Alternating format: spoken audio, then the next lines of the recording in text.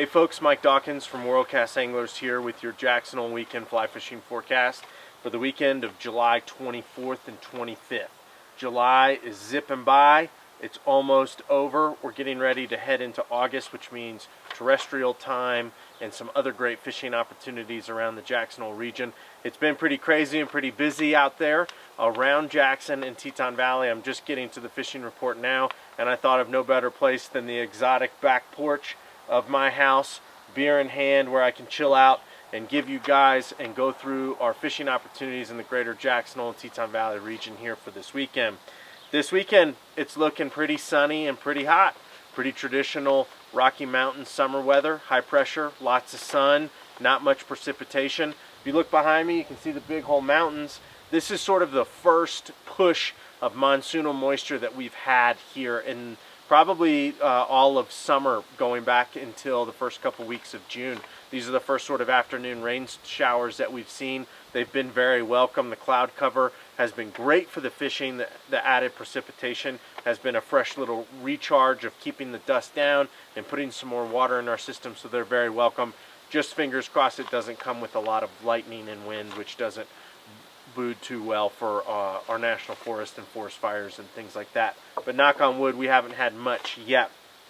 Saturday, 79 is your high, 52 is your low, mostly sunny. Sunday, 83 and 51, all sun. So typical summer weather, shorts, flip-flops, wear your sunscreen, cover up, you know, because it's going to be hot, it's going to be dry, and it's going to be quite enjoyable out there on the river. We're hearing a lot of reports coming back from the shop that things are really busy and the traffic is really high and there's a lot of boats out there. You know, you have to think about it. Every day is Christmas Day here in the Jackson Hole and Teton Valley area during summer. You know, from June 15th probably until October 1st, I'd expect everything to be busy. I preach it every week, but go early, you know, stay late, go late, fish, you know, your times fishing from lunch until the evening or getting up and being first things on the water are only going to be beneficial to your enjoyment of your time on the water and your productivity of being on the water. So if you can get out of the 9 to 5, you know, on the Saturday and Sunday schedule, I guarantee you, you'll be more enjoyable on the water and you'll probably catch some more fish. The South Fork of the Snake, we've got 11,400 being discharged from Palisades Reservoir, 12,100 CFS there on the lower river around Heise. South Fork of the Snake, clarity is great, flows are stable, small dry fly fishing on the riffles are really good, if not hot right now. Look for PMDs, caddis, yellow sallies, you know, to provide that sort of technical dry fly fishing on those riffles and gravel bars and things along those lines. Look for the golden fishing to sort of continue to pick up as well. Dry dropper fishing has been really productive. The foam bite hasn't been awesome, but it's still pretty darn good.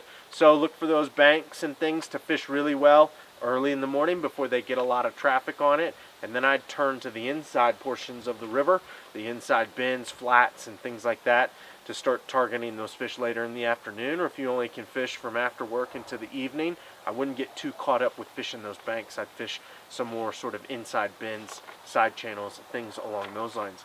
The Snake in Jackson, 2,340 CFS there, being discharged from Jackson Lake Dam, 4,980 CFS there on the lower river going into Palisades Reservoir before the salt and the grays.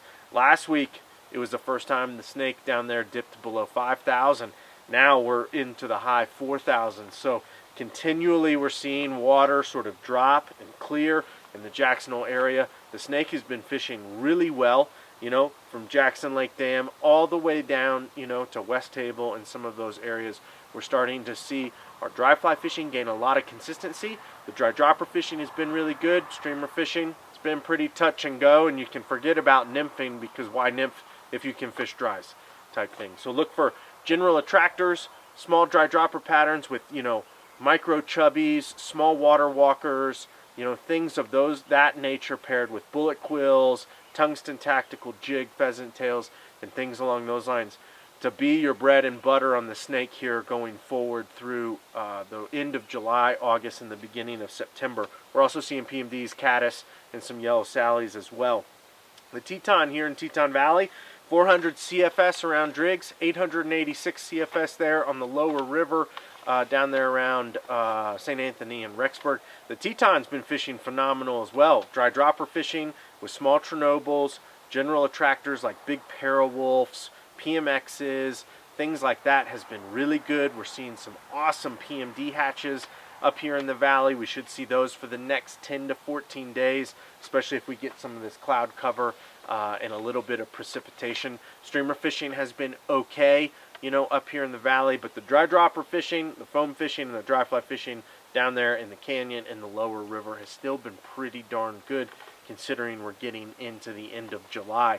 So the Teton, definitely throw that one in the mix. The Henry's Fork, 1,770 CFS being discharged from the box. That's a lot of water up there. 2,550 CFS coming out of the Ashton Reservoir there around Ashton. We're seeing consumptive water use and irrigation demand increase, so we're seeing some higher releases coming out of Island Park Reservoir and Ashton Reservoir to meet those needs. So if you're fishing the box canyon, you know, fishing should be pretty darn good. A lot of those fish will get displaced out. They'll start moving out of their traditional lies. They'll move to some banks. They'll move out of some other areas where they'll be a little bit more, you know, approachable. So nymphing has still been really good. Dry dropper fishing with leftover drakes, golden stones, some of those bullet quills, and those tungsten sort of pertagon style patterns has been really good. Streamer fishing during high flows can always be productive, so definitely check that out. The ranch can be a little bit tricky or more tricky during these higher flows, so the keys are going to be finding your fish and working that fish and making your shots count. You know, look for those leftover drakes to be around, look for the PMD fishing to still be pretty strong, and look for the start of some of those ants, beetles, terrestrials, and things like that to come into play here in the next 5 to 7, 10 days coming out, where we get more into our terrestrial season. The lower river, it's still been fishing pretty well.